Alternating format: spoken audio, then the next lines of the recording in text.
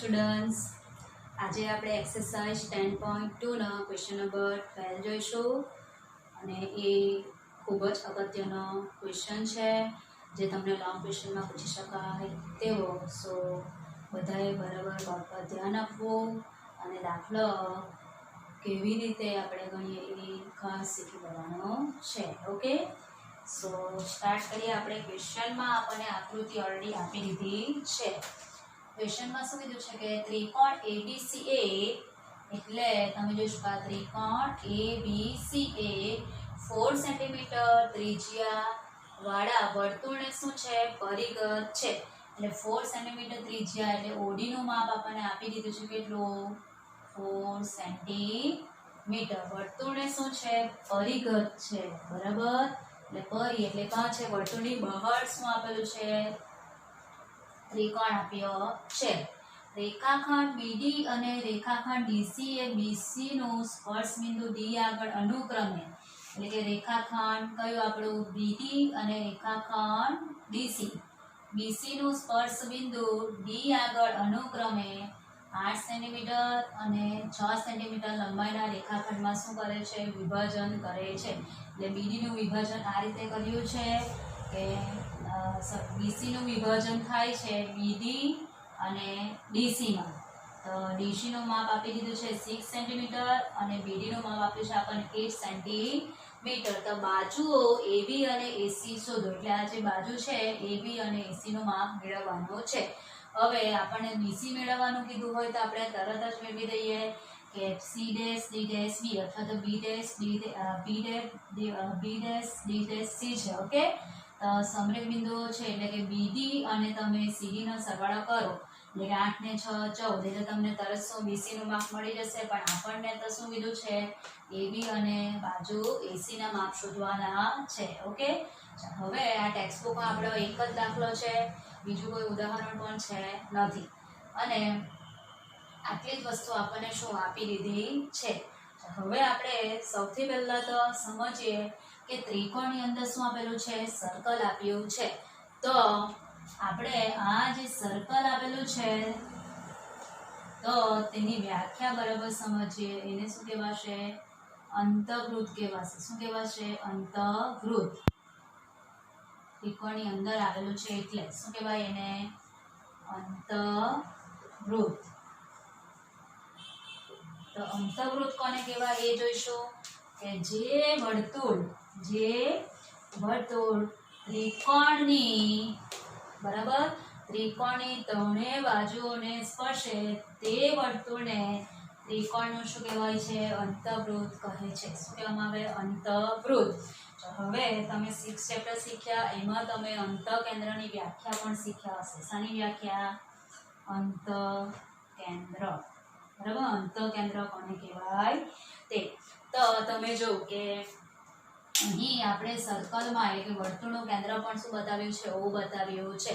તો એના પરથી એ શું કહેવાશે અંતઃકેન્દ્ર કહેવાય. પણ એની વ્યાખ્યા આ રીતે આવશે કે ત્રિકોણના દ્વિભાજકોના સંગમ બિંદુને, દ્વિભાજકો એટલે કે અહીંથી આપણે આમ લાઈન થ્રો કરીએ આ રીતે તો આમ જોયા બાજુ આપણને 9th માં પણ આવી ગયેલું ખૂણાઓના શું આવી ગયેલા દ્વિભાજકો.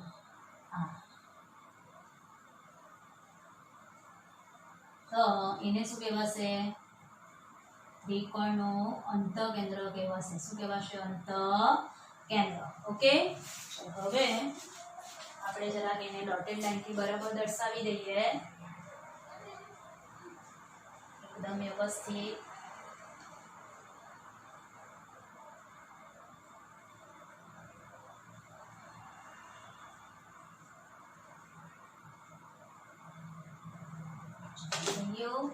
હવે આ પણ આપણે ડોટેડ લાઈનથી બતાવેલું છે.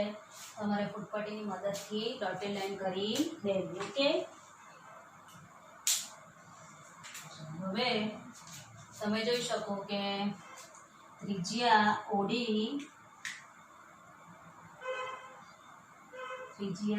આપણને આપી દીધી છે 4 સેન્ટીમીટર અને વર્તુળ જ્યાં આગળ સ્પર્શે એટલે કે બાજુ BC ને જ્યાં આગળ સ્પર્શે ત્યાં શું આપી દીધું છે બિંદુ D પણ આપી દીધું છે. સ્પર્શ બિંદુ D પરંતુ બાકીની બે બાજુઓને સ્પર્શે ત્યાં આગળ નામ આપ્યા નથી. એટલે કે AB અને AC પાસે તમે જો કે નામ આપ્યા નથી, તો આપણે અહીં નામ આપી દઈએ કે વર્તુળ બાજુ AB ને જ્યાં આગળ સ્પર્શે ત્યાં નામ શું આપી દેવાનું આપણે E, અને બાજુ AC ને જ્યાં આગળ સ્પર્શે ત્યાં નામ આપશું આપણે F. ચાલો થઈ ગયું D, E અને F. એટલે હવે આપણે લખશું કે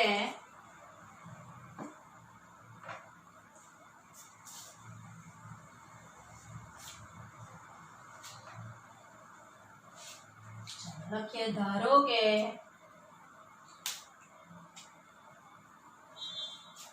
આપણે અહીંથી લખવાનું સ્ટાર્ટ કરશું સોલ્યુશનમાં. ધારો કે AB અને AC એ AB અને AC એ ત્રિકોણના AB અને AC એ ત્રિકોણના અંતઃવૃત્તને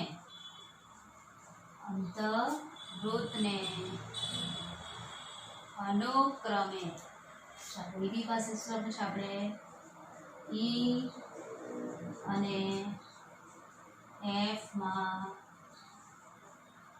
છેદે છે. અનુક્રમે શું આવશે E અને F માં છેદે છે. અથવા તો આપણે એવું પણ લખી શકીએ ધારો કે ત્રિકોણની બાજુઓ BC, AB અને AC એ બિંદુઓ D, E અને F માં સ્પર્શે છે, જે વર્તુળનું કેન્દ્ર શું થશે O છે. આ રીતે પણ આપણે લખી શકીએ. બરાબર છે. ચાલો હવે આપણે આગળ લખશું તો અહીં આપણે શું લખશું અનુક્રમે E અને F માં સ્પર્શે છે એવું લખશું.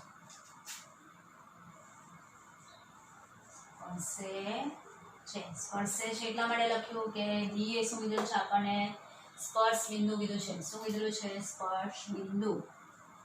એટલે છેદે છે શબ્દની જગ્યા પર આપણે શું લખી દેવાનું સ્પર્શે છે. થઈ ગયું. ધારો કે AB અને AC એ ત્રિકોણના અંતઃવૃત્તને અનુક્રમે શું આવશે E અને F માં સ્પર્શે છે.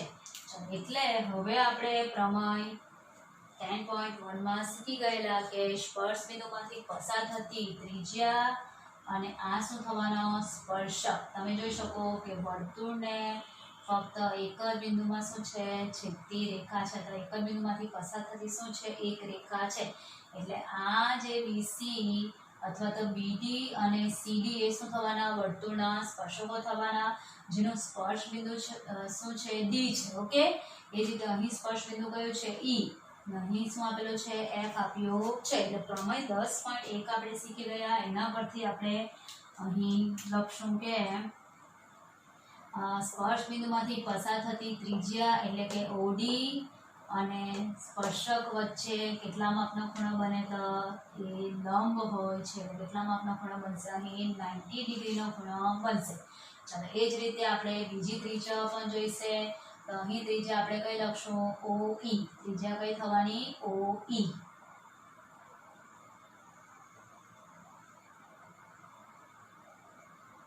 આ થઈ ત્રિજ્યા OE. આપણે O જરાક નામ અહીં આગળ આપી દઈશું O. ચાલો એટલે અહીં પણ ખૂણો કેટલો બનવાનો આપણો 90 ડિગ્રીનો બનશે. હા થઈ ગયો. ચાલો એ રીતે ત્રિજ્યા કઈ થવાની બીજી OE. આ શું થવાની બધી ત્રિજ્યાઓ. અહીં પણ ખૂણો કેટલો બનવાનો 90 ડિગ્રી. ચાલો હવે આપણી આકૃતિ શું થઈ ગઈ કમ્પ્લીટ થઈ ગઈ. સમજાય છે બધાને. એટલે તમારે ત્રિકોણની અંદર જે વર્તુળ આપેલું છે એને શું કહેવાશે અંતઃવૃત્ત કહેવાય. શું કહેવાય અંતઃવૃત્ત. કે ત્રિકોણની ત્રણેય બાજુઓને સ્પર્શતા બરાબર વર્તુળને શું કહેવામાં આવે છે અંતઃવૃત્ત કહેવામાં આવે છે. એટલે આ શું થાય આપણો અંતઃવૃત્ત વાળો દાખલો. કયો દાખલો અંતઃવૃત્ત. હવે આ દાખલામાં આપણને બાજુના માપ ભલે શોધવાના પૂછ્યા છે, પણ અમુક દાખલા આપણને એવા પણ આવશે કે જેમાં આપણને અંતર ત્રિજ્યા પણ શોધવાની પૂછશે, પણ ત્યારે આપણને બાજુના શું માપ આપી દીધા હશે અને જેનું સૂત્ર પણ છે હું તમને પછીથી કરાવીશ. ઓકે, હવે સોલ્યુશનમાં આપણે આટલું તો લખી લીધું કે ધારો કે AB અને AC ત્રિકોણના અંતર્વૃત્તને અનુક્રમે E અને F માં સ્પર્શે છે. હવે આગળ જોઈએ, આપણે શું કર્યું, અહીં ત્રિજ્યાઓ લખી દઈએ કે વર્તુળની ત્રિજ્યાઓ અથવા તો અંતર્વૃત્તની શું લખવાની, ત્રિજ્યાઓ. ચલો લખીએ હવે તો અહીંથી વર્તુળની ત્રિજ્યાઓ કઈ થવાની, OD equal to OE equal to OF. એક જ વર્તુળની ત્રિજ્યા એટલે દરેકના માપ કેવા થવાના, સમાન. એટલે આપણને આપી દીધા છે કેટલા, 4 સેન્ટીમીટર. આકૃતિમાં આપણને 4 સેન્ટીમીટર માપ આપી દીધું છે. ઓકે, હવે આપણે આગળ જોઈએ તો ત્રિજ્યા લખી છે આપણે, એટલે અહીં તમારે જોઈએ તો R લખો ની લખો ચાલશે. હવે આપણે જોઈશું તો મેઇન વસ્તુ હવે જોવાની છે આપણે તો કે વર્તુળના બહાર આપણે શું શીખેલા પ્રમેય 10.2 માં કે વર્તુળના બહારના બિંદુમાંથી વર્તુળને દોરેલા સ્પર્શકોની લંબાઈ કેવી હોય છે, સમાન હોય છે. એટલે તમે જો કે આપણે આવો ડાયાગ્રામ આપણને આવતો હતો, એકવાર આપણે અહીં શીખી લેવાનું સાઈડ પર કે આ વર્તુળ શું છે, બહારનું બિંદુ P, એમાંથી આપણે શું દોરેલા, સ્પર્શક દોરેલા. એટલે એક સ્પર્શક આપણે આમ ઉપર તરફ દોરેલો અને બીજો આપણે દોરેલો આમ નીચેની તરફ. એટલે અહીં આપણે નામ શું આપેલું હતું, T1 અને અહીં નામ આપેલું હતું T2, અથવા તો A ને B પણ લખી શકો. તો આ બંને સ્પર્શકોની લંબાઈ આપણે શું સાબિત કરી ગયા, સમાન સાબિત કરી ગયા. કે વર્તુળના બહારના બિંદુમાંથી દોરેલા સ્પર્શકોની લંબાઈ કેવી હોય છે, સમાન હોય છે. ચાલો તો એ કોન્સેપ્ટનો આપણે અહીં ઉપયોગ કરશું તો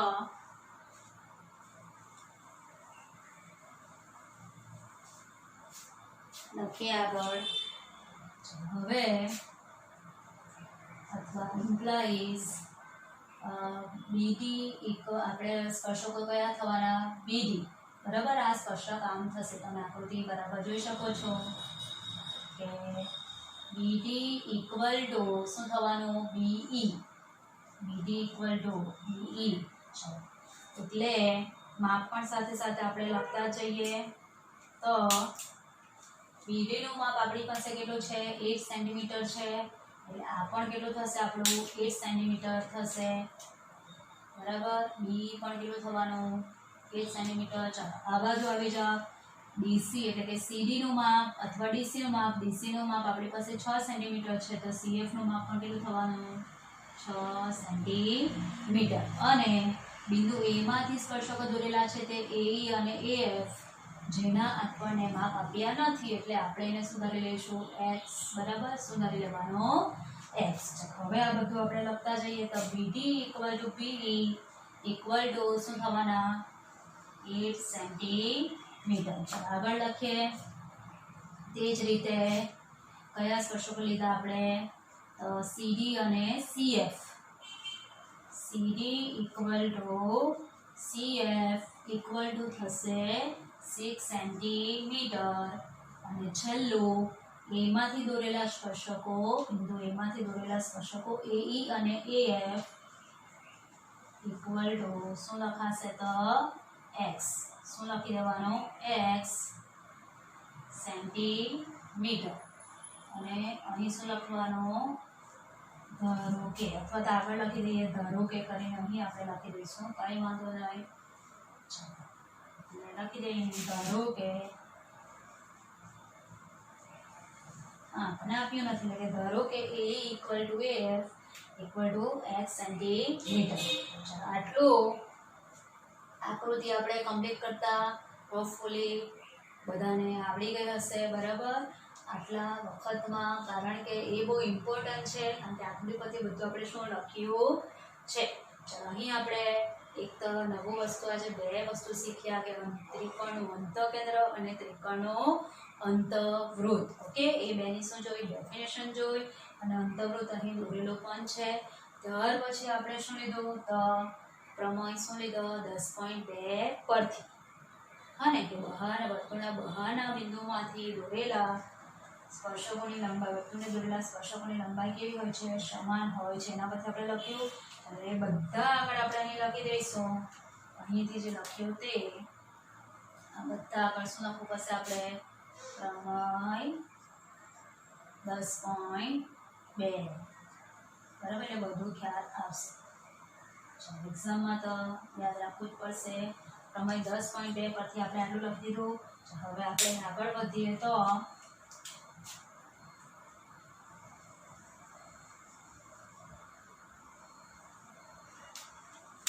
હવે આપણે મેઇન વસ્તુ ગણતરી કરવાની છે. શું કરવાની, ગણતરી. હવે 9મા ધોરણમાં આપણે શીખી ગયેલા હેરોનનું સૂત્ર, શીખી ગયેલા હેરોન્સ ફોર્મ્યુલા, એટલે એનું સૂત્ર આપણને આવી રીતે આવતું કે ત્રિકોણ એબીસી નું ક્ષેત્રફળ, એટલે આ રીતે લખતા અથવા તો આવી રીતે પણ લખાય, એરિયા ઓફ ટ્રાયંગલ એબીસી એવું પણ લખતા. તો એનું સૂત્ર આપણે આ શીખેલા હેરોન્સ formula S B and S C એવું શીખીને આવેલા. એ સૂત્ર આપણને એની જરૂર પડશે કારણ કે એની મદદથી જ આપણે દાખલાનું આખું શું કરવાનું છે, શોષણ કરવાનું છે. કે જ્યાં S એટલે શું લખેલું આપણે, ત્રિકોણની અર્ધ પરિમિતિ. શું લખેલું, અર્ધ પરિમિતિ બરાબર, જેનું સૂત્ર પણ આપણને આવતું કે S = A + B + C / 2, જ્યાં A એટલે શું કીધેલું, બાજુ BC નું માપ, B એટલે કીધેલું આપણે બાજુ AC નું માપ અને C એટલે શું લખતા, બાજુ AB નું માપ. એવી રીતે લખતા હતા. ઓકે, એટલે મેઇન વસ્તુ આ દાખલામાં હેરોન્સ ફોર્મ્યુલા છે એ ખાસ આપણે યાદ રાખવું પડશે. ચાલો તો સૌથી પહેલા આપણે અર્ધ પરિમિતિ મેળવી લઈએ.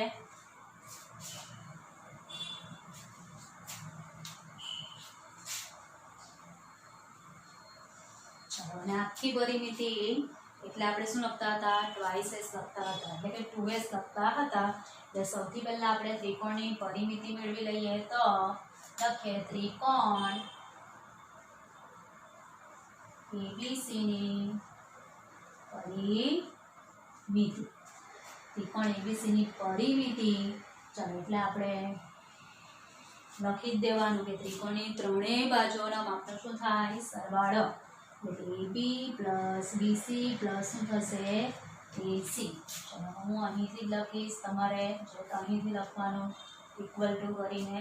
ચલો AB નું માપ કેટલું થશે, તો તમે જોઈ શકો કે AB એટલે શું થશે, આખો 8 + x બરાબર. હું તમને જ્યારે નોટબુકમાં દાખલો લખીને આપીશ ત્યારે બધું ડિટેલમાં લખીને આપીશ. અત્યારે આપણે અહીં બોર્ડ પર જ ગણવું પડશે કે આખું AB એટલે શું થશે કે A', B હોવાથી AB નું માપ શું થશે આપણું 8 + x. શું થશે, 8 + x. ચાલો એટલે લખી દઈએ આપણે AB શું થવાના, 8 + x. ચાલો પ્લસ તે જ રીતે BC તો આપણે આગળ પણ બોલી ગયા 8 ને 6 કેટલા થવાના, 14. અથવા તો 8 + 6 તમે લખશો તો પણ જશે. હું ડાયરેક્ટ શું લખી દઈશ, 14. ચાલો એ જ રીતે AC એટલે શું થવાનું, A', F', C એટલે શું થશે, x + 6. શું થવાનું, x + 6. હવે બ્રેકેટ આપણે છોડવાના છે એટલે હું અહીં જ બ્રેકેટ કાઢી નાખીશ. આ રીતે આ સમજાય એટલા માટે શું બ્રેકેટ લખ્યા હતા કે ત્રણ બાજુ આવી રીતે આવશે. ચાલો તો સાદુરૂપ આપીએ આગળ. તો શું થશે કે 8 ને 6 14, 14 ને 14 28. એટલે શું થશે 28 પ્લસ x કેટલી વખત આવી, આ 2 વખત. એટલે આ મળી ગઈ આપણને. શું મળી ગઈ, ત્રિકોણ ABC ની શું મળી ગઈ, પરિમિતિ. શું મળી ગઈ, પરિમિતિ. ચલો હવે એના પરથી આપણે શું મેળવવાનું છે, અર્ધ પરિમિતિ S. બરાબર. એટલે લખીએ હવે અર્ધ પરિમિતિ x, અર્ધ પરિમિતિ s ઇક્વલ ટુ શું આવશે સૂત્ર a plus b plus c by 2. ચાલો અહીં પણ હું તમને બધું લખીને આપીશ કે એટલે શું કહેવાશે બાજુ BC નું માપ. ઓકે ચાલો એટલે અહીં તો આપણે પરિમિતિ આખી શોધી જ છે એના બાય 2 શું કરીએ ભાગ્યા શું કરીએ 2 થઈ ગયો.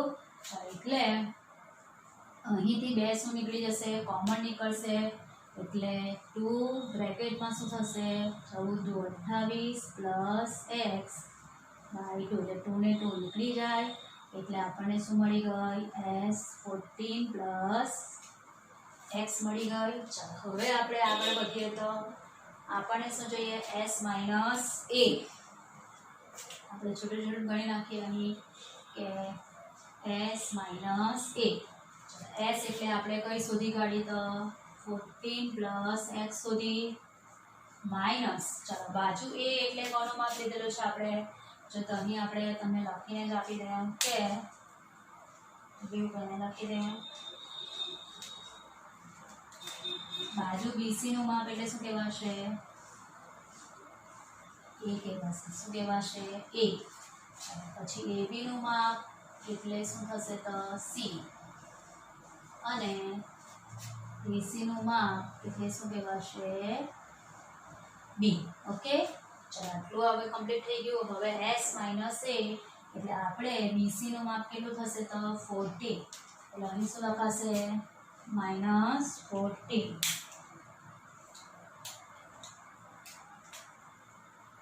સાદુરૂપ આપતા આ શું થશે 14 પ્લસ x માઇનસ શું થશે 40 14 14 કેન્સલ થઈ જશે એટલે શું મળવાના આપણને x મળી ગયા. ચાલો હવે લખશું આપણે s minus b. s minus b s તો આપણી એ લેવાની 14 પ્લસ x માઇનસ ચાલો b એટલે કઈ બાજુનું માપ થવાનું બાજુ AC નું માપ જે શું થશે 6 પ્લસ x થશે શું થશે 6 પ્લસ x. ઓકે ચાલો આગળ બ્રેકેટ છોડતા આપણને આવું મળશે 14 પ્લસ x બહાર માઇનસ નું સાઇન છે આ એટલે શું થશે -6 ને પ્લસ x ના શું થવાના -x. ચાલો હવે પ્લસ x ને -x કેન્સલ થઈ ગયા ને 14 માંથી 6 જશે એટલે કેટલા રહેવાના 8 રહેવાના કેટલા 8. ચાલો આગળ જોઈએ s માઇનસ c. s એટલે અર્ધ પરિમિતિ 14 પ્લસ x માઇનસ ચાલો c એટલે કઈ બાજુનું માપ લીધું આપણે તો બાજુ AB નું માપ એટલે કયું થવાનું એ 8 પ્લસ x કયું થવાનું 8 પ્લસ x. આની જેમ જ આપણે આગળની જેમ જ બ્રેકેટ છોડશું એટલે 14 plus x minus 8 plus minus minus x. ચાલો અહીં પણ માઇનસ x ને પ્લસ x કેન્સલ થઈ જશે એટલે 14 માઇનસ 8 એટલે કેટલા થવાના 6 થઈ ગયું. ચાલો હવે આપણે શું મૂકશું હેરોન્સ ફોર્મ્યુલા. હેરોનના સૂત્ર પરથી લખીએ હવે હેરોનના સૂત્ર પરથી ત્રિકોણ ABC નું ક્ષેત્રફળ ઇક્વલ ટુ ફોર્મ્યુલા આપણે લખીએ s minus a s minus b s minus c થઈ ગયું. હવે આપણે વેલ્યુ મૂકી દઈએ શોધેલા છે તે ઝડપથી. ચાલો s એટલે અહીં શોધેલું છે આપણે 14 પ્લસ x બરાબર છે શું શોધેલું 14 પ્લસ x લખીએ. ચાલો આગળ s માઇનસ a પણ શોધેલું છે અહીં કેટલો x s માઇનસ b 8 અને s માઇનસ c 6. ચલો જરાક આપણે આગળ સાદુરૂપ આપવાનું રહેશે ફક્ત એટલે થશે 8 6 48 x ને 14 પ્લસ x. હવે આગળ તો વર્ગમૂળ નીકળશે નહીં એટલે આપણે એને પરિણામ નંબર શું આપી દેવાનું 1 આપી દઈએ. શું આપી દઈએ પરિણામ નંબર 1.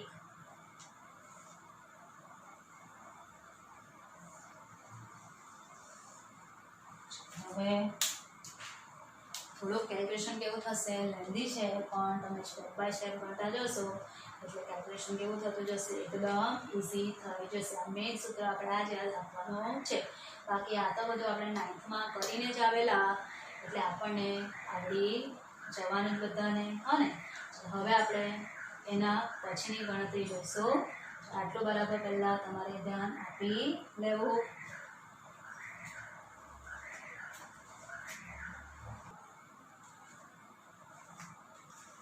આપણે આ જે પરિણામ 1 મેળવ્યું તે મેં ઓલરેડી લખી દીધું છે, આપણને પછીથી જરૂર પડશે એટલા માટે. ઓકે, અહીં સુધી આપણે કમ્પ્લીટ કર્યું. હવે આગળ વધીએ તો કે હવે ફરીથી આપણે ત્રિકોણ એબીસીનું ક્ષેત્રફળ લેવાનું છે. અને એ શાના માટે લેવાનું તો કે આ જે કિરણ કઈ થવાનું, કિરણ આપણે આ શું કીધું, આ ખૂણાનો દ્વિભાજક. અને ખૂણાનો દ્વિભાજક એટલે આપણે શીખેલા કે ખૂણાના 2 ભાગ કર, બરાબર, દુભાગે. એટલે આ જે ખૂણો છે અને આ ખૂણાનું માપ કેવું થાય, સરખું. એટલે કે કિરણ બીઓ એ ખૂણા બીને દુભાગે, તે જ રીતે કિરણ એઓ એ કોને દુભાગે, ખૂણા ઓને દુભાગે. અને તે જ રીતે આપણે કિરણ સીઓ એ ખૂણા સીને દુભાગે છે. ઓકે, અને આપણે અંતઃકેન્દ્રની શું જોઈ ગયા, વ્યાખ્યા જોઈ ગયા. તો તેમાં પણ આવી જ ગયો કે ત્રિકોણના એટલે કે ખૂણાઓના દ્વિભાજકોના સંગમ બિંદુને શું કહેવામાં આવે, ત્રિકોણનું અંતઃકેન્દ્ર કહેવામાં આવે. ઓકે, ચાલો એની વ્યાખ્યા પણ હું તમને લખાવીને મોકલાવીશ એટલે તમારે યાદ રાખવાની રહેશે. ઓકે, ભલે અહીં તમને કિરણ નથી દેખાતું પણ આગળ આ લાઈન લંબાવે તો શું બની જાય, કિરણ બની જશે. ચાલો એટલે હવે આપણે લખશું કે અહીં ફરીથી ત્રિકોણ લખીએ. હવે ત્રિકોણ એબીસી નું ક્ષેત્રફળ ઇક્વલ ટુ, ચાલો જોઈએ બરાબર. અને કેન્દ્ર ઓ એટલે કે ઓ બિંદુ પકડ છે આપણે એ ત્રિકોણની અંદર જ છે, બરાબર. એટલે તમે જો કે આ ડોટેડ લાઈનથી શું બને છે, ત્રિકોણો બને છે. આ તમે જો એ ઓ બી ત્રિકોણ બન્યો. અહીં લખશું આપણે ત્રિકોણ ઓએબી નું ક્ષેત્રફળ પ્લસ થશે ત્રિકોણ કયું થવાનું, બીઓસી. ડોટેડ લાઈન વાળા ત્રિકોણ લેતા છીએ આપણે. ત્રિકોણ બીઓસી નું ક્ષેત્રફળ પ્લસ, ચાલો આખું લખી દઈએ આપણે, થશે છેલ્લો ત્રિકોણ, ત્રિકોણ એઓસી નું ક્ષેત્રફળ. કયો ત્રિકોણ, એઓસી નું ક્ષેત્રફળ. હવે આગળ લઈશું તે પહેલા આપણે ત્રિકોણનું ક્ષેત્રફળ આપણે હેરોન્સ ફોર્મ્યુલાની આગળ આવું પણ શીખીને આવેલા તે બરાબર જોઈએ કે 9th આપણે આવી ગયેલું ઓલરેડી એબીસી. અને અહીં શું હતા આપણે વેધ, અને એટલે ત્રિકોણનું ક્ષેત્રફળ આપણે આવી રીતે પણ શોધતા હતા કે શું આવશે, ત્રિકોણ એબીસીનું ક્ષેત્રફળ સૂત્ર તો 1/2 ઇન્ટુ પાય ઇન્ટુ અનુરૂપ શું આવશે, વેધ, અથવા તો 1/2 પાય ગુણ્યા વેધ. અને ટેક્સ્ટબુકમાં એવું પણ આપે છે 1/2 વેધ ઇન્ટુ અનુરૂપ પાય. આ અનુરૂપ પાયો એટલે એમ આપણે શાના બદલ છે, પાયા બીસી પર દોરેલો છે. અને આ શું કહેવાશે, વેધ કહેવાશે. અને વેધની વ્યાખ્યા તમે 6th ચેપ્ટરમાં શીખ્યા છો એટલે અહીં આપણે એને જોવાની જરૂર નથી. ઓકે, એટલે 1/2 પાયો કયો થવાનો, બીસી. અને એના પર ઇમારત કઈ ઊભી રહી છે, તો વેધ એટલે કયું, એ. એટલે આ થયું ત્રિકોણના ક્ષેત્રફળનું સૂત્ર. 1/2 પાય ગુણ્યા અનુરૂપ વેધ અથવા તો 1/2 પાય ગુણ્યા વેધ. એનો આપણે અહીં ઉપયોગ કરવાનો છે. બીકોઝ કે તમે જો કે અહીં પાયો આપણને આપેલો છે એબી જોઈ શકો છો, અને એના પર તમે જો વેધ પણ દોર્યો છે કયો, ઓઈ, બરાબર. 3 બાજુ પર જોઈ શકો છો વેધ છે, 90 ડિગ્રીનો ખૂણો બને. અને ખૂણા કેવી રીતે બન્યા, તો થિયરમ 10.8 પરથી, બરાબર છે. એ વસ્તુ આપણે આગળ મેન્શન કરી છે.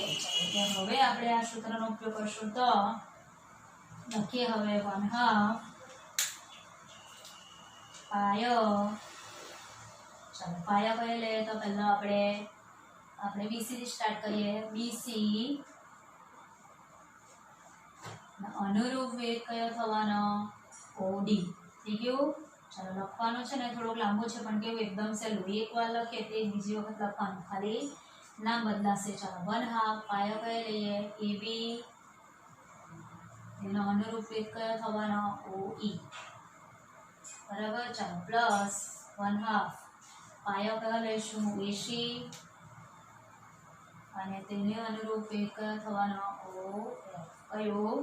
OF. ચાલો હવે વેલ્યુ મૂકશું આપણે 1/2. BC નું માપ કેટલું છે? 14. અને OD આપણને બધા માટે સેમ જ છે, 4 સેન્ટીમીટર. આ પણ કેટલું છે? ત્રિજ્યા, એટલે 4 સેન્ટીમીટર જ છે. લખી દઈએ આપણે 4 સેન્ટીમીટર. અને આ કેટલું થવાનું? 4 સેન્ટીમીટર. થઈ ગયું? એક જ વર્તુળની ત્રિજ્યા. ચલો જે લખીએ હવે તો 14 મલ્ટીપ્લાય બાય કેટલા થવાના? 4. અથવા તો ઘણા એવું બી કરે કે 1/2 અને શું કોમન લઈ લે તો 4, કારણ કે બધામાં તમે જો 1/2 ને 4 કોમન આવવાનું જ છે. ચાલો 1/2 AB નું માપ થશે આપણું 8 + x. અને ત્રિજ્યા તો સરખી થવાની 2 × 4. ચાલો આગળ AC. AC નું માપ છે x + 6 અથવા તો 6 + x મલ્ટીપ્લાય બાય શું થવાનું? આપણો 4. થઈ ગયું? હવે આપણે એ જ વસ્તુ કરવાનું, બધામાંથી 1/2 અને 4 ને શું લઈ લેવાના? સમાન. બરાબર. એટલે 1/2 મલ્ટીપ્લાય બાય 4 ને સામાન્ય લેતા બ્રેકેટમાં શું બાકી રહેશે? તો 14 + 8 + x પ્લસ અહીં શું બાકી રહેશે? 6 + x. કેલ્ક્યુલેશન કેવું થઈ ગયું? એકદમ ઈઝી. ચાલો એટલે આ થવાનું 2 × 4. એટલે અહીં થશે 2 બ્રેકેટમાં. ચાલો સરવાળો કરીએ. 8 ને 6 14, 14 ને 14 28 પ્લસ x ને x કેટલી વખત આવ્યા? 2 વખત. એટલે 28 પ્લસ શું થશે? 2x. હજુ આગળ આપણે કરીએ તો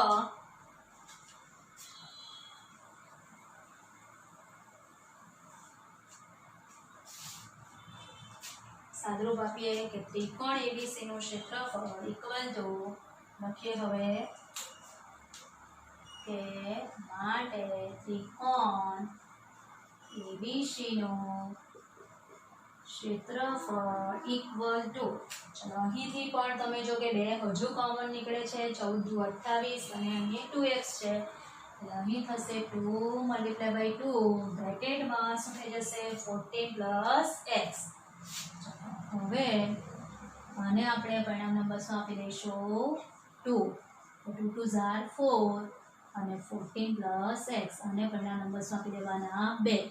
ચાલો આ શું મેળવ્યું આપણે? ત્રિકોણ ABC નું ક્ષેત્રફળ. હવે તમે જો કે પરિણામ 1 અને 2 માં ત્રિકોણ ABC નું ક્ષેત્રફળ એક જ ત્રિકોણ ABC માટે છે. એટલે બેવા ક્ષેત્રફળ કેવા થવાના? સમાન થશે. કેવા થશે? સમાન. એટલે પરિણામ 1 અને 2 ને હવે આપણે શું કરવાનું? સરખાવીએ તો લખીએ કે પરિણામ 1 અને 2 પરથી. પરિણામ 1 અને 2 પરથી. ચાલો પરિણામ 1 અને 2 મેળવવાનું એ જ આપણું કેવું છે? કામ બહુ ઇમ્પોર્ટન્ટ છે. પછીની આ કેલ્ક્યુલેશન કેવી થશે? એકદમ ઇઝી. જાતે જાતે પણ તમે કરી શકો છો. એટલે લખીએ હવે પરિણામ 1 માં ત્રિકોણનું ક્ષેત્રફળ શું છે? તો √ વર્ગમૂળની અંદર 48x બ્રેકેટમાં x + 14. થઈ ગયું? ચાલો આગળ જોઈએ. પરિણામ 2 માં શું છે? ત્રિકોણનું ક્ષેત્રફળ 4 બ્રેકેટમાં 14 + x. થઈ ગયું? હવે તમને એમ થશે કે આ તો અહીં વર્ગમૂળ છે, અહીં વર્ગમૂળ નથી, તો સાદુરૂપ કેવી રીતે આપીએ? તો આપણે ખબર જ છે કે જ્યારે આપણે વર્ગમૂળ વર્ગ આપેલા હોય ત્યારે બંને બાજુ શું લેવાનું? વર્ગમૂળ લઈએ. અહીં વર્ગમૂળ આપ્યા છે એટલે બંને બાજુ શું લેવાનું? હવે વર્ગ લેતા એટલે લખીએ બંને બાજુ, હવે બંને બાજુ શું કરવાનું? વર્ગ કરતા, બંને બાજુ વર્ગ કરતા આ વર્ગમૂળ નીકળી જશે એટલે થઈ જશે અહીં 48x બ્રેકેટમાં x + 14 ઇક્વલ ટુ આ થવાનો 4 નો વર્ગ 16 થશે. હા ને, બરાબર ધ્યાન આપજો. અને અહીં થશે 14 + x આખાનો વર્ગ. શું કર્યું? બંને બાજુ શું લીધું આપણે? વર્ગ કર્યા. શું કર્યા? વર્ગો કર્યા. આ વસ્તુ ખાસ અગત્યનો છે.